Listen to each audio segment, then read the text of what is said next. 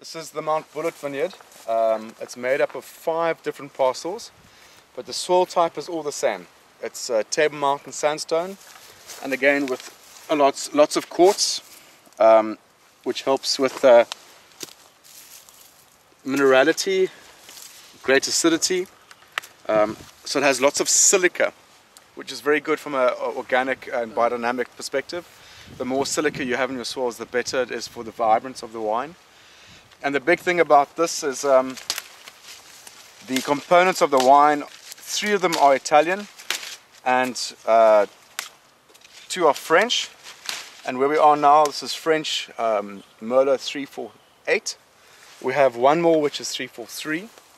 And this vineyard ripens and is picked 10 days before the Merlot cross the road. But the soil is the same. The slope is the same, the trellising is the same, has the same irrigation if it's required. Everything is exactly the same, but the characteristic of the clone of the Merlot, because it's French, it comes in 10 days early. Yeah, it's fascinating. And when we started, we didn't understand the difference. So our first vintage, our second vintage, where we were making research and development wine, we picked everything the same. And then we couldn't understand why there was green flavors in the wine and harsh tannin. And then in our third year we said, okay, let's ferment everything separate like we do with Pinot Noir. Let's use our philosophy of Pinot Noir in the Merlot.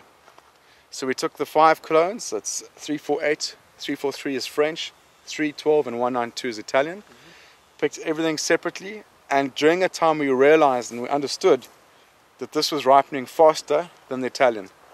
The Italian clones we picked 10 to 14 days later, fermented everything separately, and really got to understand and appreciate the different characteristics of the wine. Baboons. You hear that? Yeah. That's a big male. They're coming down the mountain to come eat the grapes.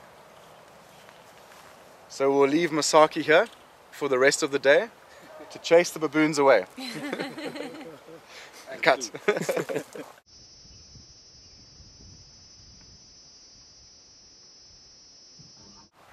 Okay, here we are in the Mount Bullitt vineyard with the A-team, the ladies of the vineyard, and we are now going to create the all-important flavors for the Mount Bullitt wine. And obviously what's very important for us is not to have green flavors. So we have, during the course of the year, been removing leaves and side laterals in the inside interior of the actual canopy. But now what we're going to do is we're going to start the process of burning off the green flavors, the minty flavors. So the big thing we want to do is start removing the leaves from the height of the bunch down.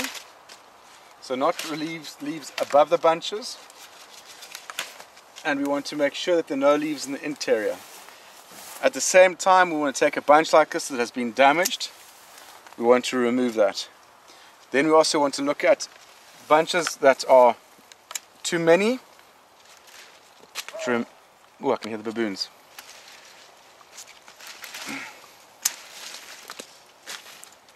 This bunch must be that side.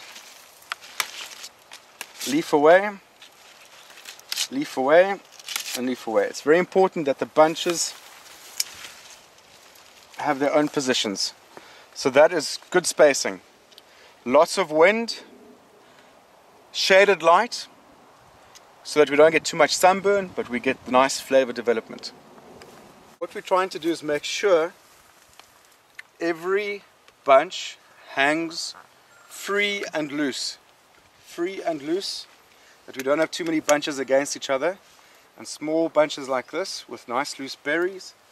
And if we have a bunch with a very big shoulder, we take the shoulder off, and only from the height of the bunches down, because we don't want too much direct sunlight. And then what we'll do in 2 weeks time is we'll remove the leaves on the afternoon side. But at the moment it's only the morning side where we remove the leaves.